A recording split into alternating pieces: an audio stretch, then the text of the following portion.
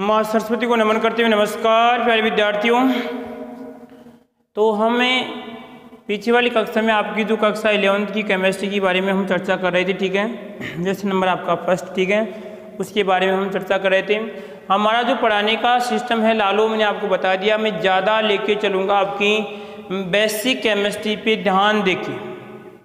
ये नहीं कि भाई हाँ आपको सर 2 महीने के अंदर कोर्स करवा दिया, खेल खत्म, हमारा तो कोर्स पूरा है, अब तो हम तो कर लेंगे क्या, हम तो सर आपके लगभग पहाड़ उखाड़ लेंगे। नहीं उखड़ेगा लालो। जब तक आपकी केमिस्ट्री क्लियर नहीं होती है, बेसिक केमिस्ट्री क्लियर नहीं होती है, तो लालो कुछ नहीं होगा। इस बात का ध्यान रखना है, क्योंकि रटने से काम नहीं चलेगा। यदि रट के भी आप कहाँ पर चले गए तो वहाँ पर भी आप एक ना एक दिन गिर जाओगे।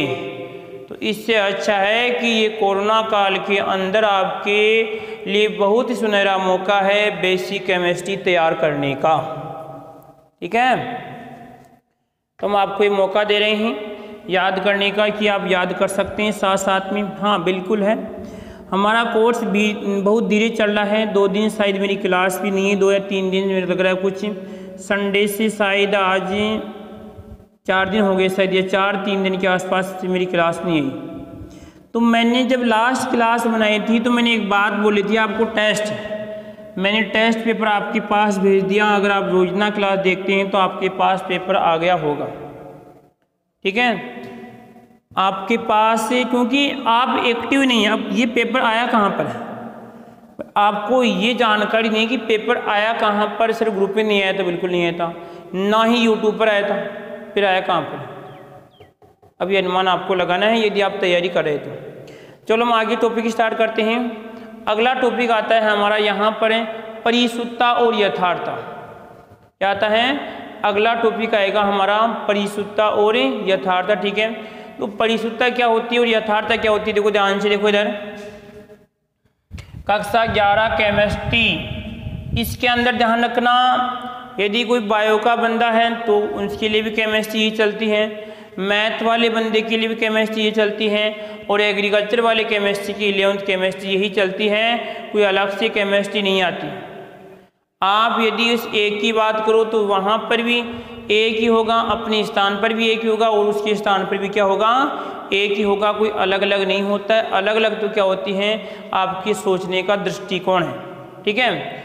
तो हम बात कर रहे हैं परिशुद्धता, किसकी, परिशुद्धता, और उसके बाद में यहाँ पे आएगा लालो यथार्थ। ये यथार्थता की बात करते हैं, किसकी बात करते हैं, यथार्थता। ये 2 बिंदु देखना यहाँ से, यथार्थ। तो अब सर परिशुद्धता क्या होती है और यथार्थता क्या होती है। परिशुद्धता को ध्यान से समझना है। मान लीजिए मैंने क्या कहा कि आप सर 3 विद्यार्थी हैं, कितने, ए, बी और सी।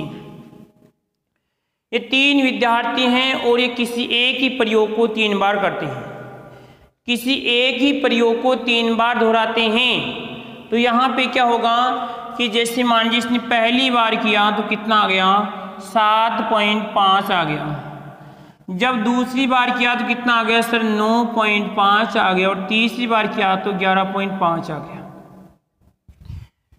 पहली विद्यार्थी ने पहली बार किया 7.5 आया, दूसरी बार किया तो कितना, 9.5 आया, और तीसरी बार किया तो 11.5। सॉरी, तीसरी विद्यार्थी ने पहली बार किया।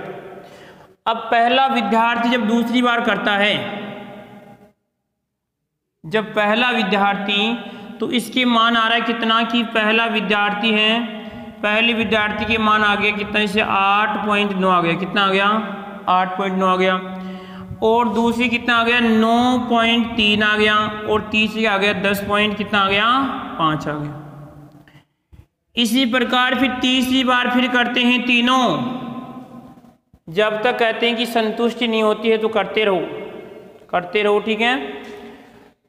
तो यहाँ पे इसने किया तो कितना, 6.9 आ रहा है, इसके 9 पॉइंट कितना आ रहा है, 6 आ रहा है, और इसके आ रहा है कितने, लगभग 12.5 आ रहा है। इसका मतलब क्या हुआ कि सर हमें देखो इनको ध्यान से समझना है, और मैं इसी बात को यहाँ पे यथार्थ और परिशुद्धता दोनों को हम समझेंगे।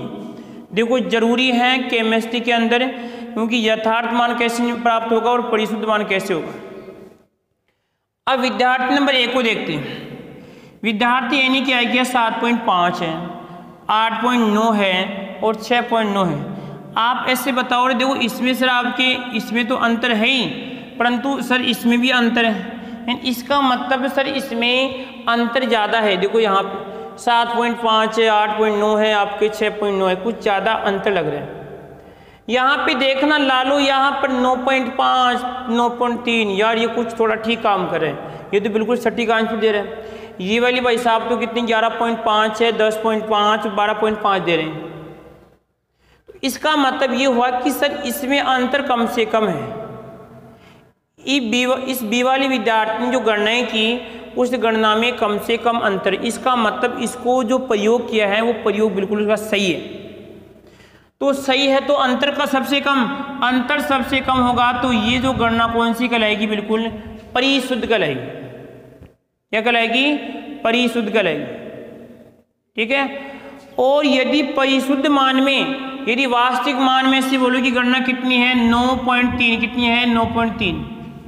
यदि परिशुद्ध मान हो और परिशुद्ध मान में क्या हो, यदि 9.3, ये जो वास्तविक मान, कौन सा वास्तविक मान, ध्यान से सुनना है लालो।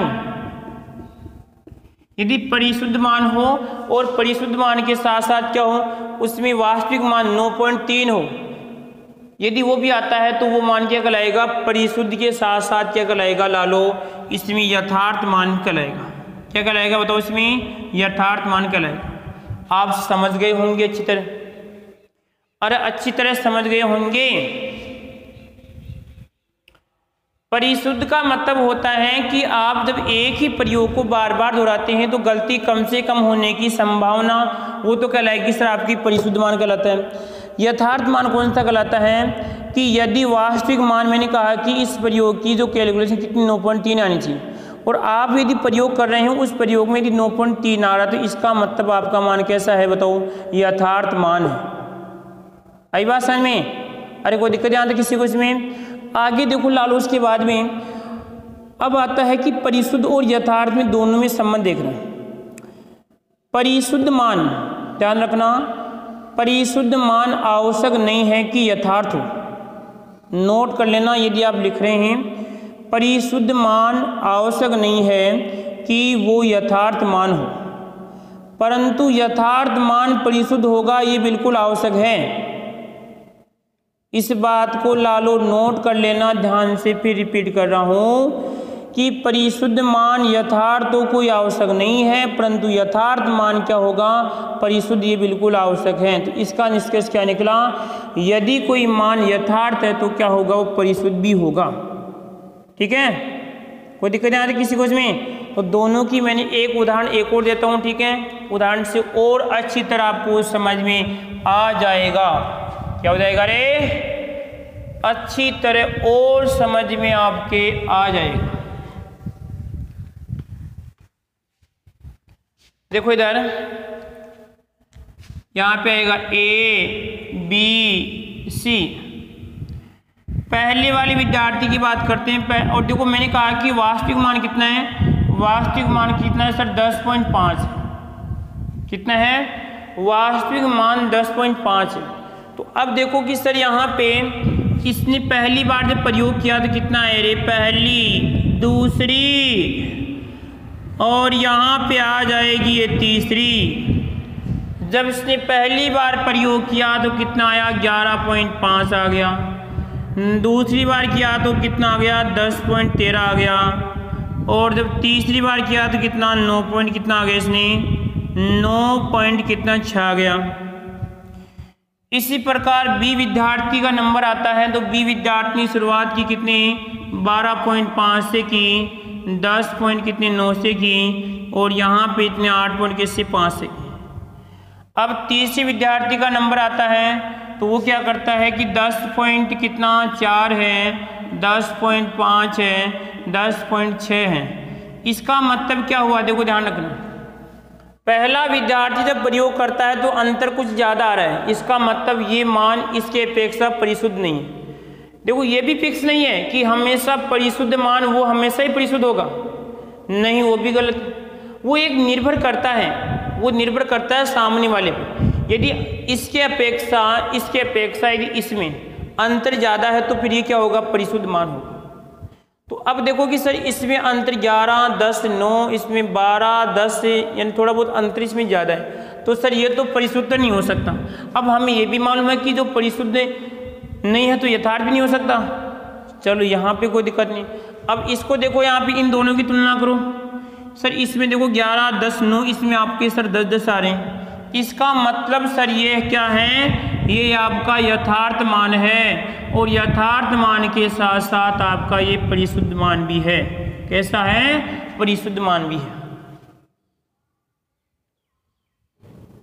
आपको अच्छी तरह समझ में आ गया होगा, ठीक है। तो मैंने आपको परिशुद्ध और यथार्थ मान समझाए हैं, इसमें कोई दिक्कत नहीं होनी चाहिए। इस प्रकार आप अपने घर पे और भी उदाहरण कीजिए, और उदाहरण करेंगे तो आपको अच्छी तरह समझ में आएगा, ठीक है। आगे वाली जो हमारी कक्षा होगी, क्योंकि छोटी छोटी क्लासें बनाए ठीक रहेगा, क्योंकि कुछ विद्यार्थी अभी भी ढीले पड़े हुए हैं, असमंजस की स्थिति में हैं, अभी भी असमंजस की स्थिति में है कि सर हम क्या पढ़ें क्या नहीं पढ़े, कौन सा सब्जेक्ट लें कौन सा नहीं ले। तो मेरा तो यही निवेदन है कि लालो एक जगह रुकेंगे तो ही आपका काम होगा। आप ही देख रहे ना, यदि कोई व्यक्ति 2 दिन ये काम करता है, 3 दिन ये करता है, तो फिर उसको सफलता नहीं मिलती है। आप बड़ी व्यक्ति की किसी की बात कर सकते हो, उनका जब बैकग्राउंड देखते हैं तो किसी भी एक क्षेत्र से होते हैं।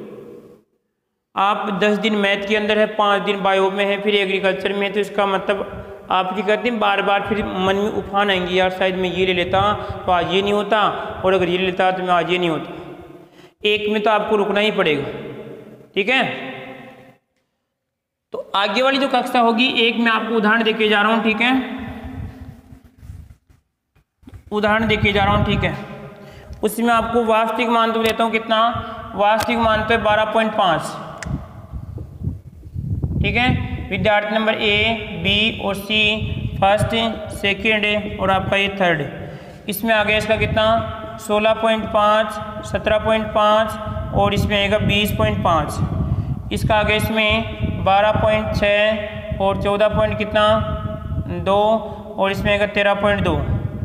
इसमें आ रहा है कितना 17.5, 21.5 और इसमें आएगा लगभग 12.9, ठीक है। बाकी क्लास, ठीक है, हम बाद में बनाएंगे, लालो इतना ही बनाएंगे, ठीक है। आप ये उदाहरण आप में से देखना पड़ेगा कि वास्तविक मान आपको 12.5 दे दिया, ठीक है।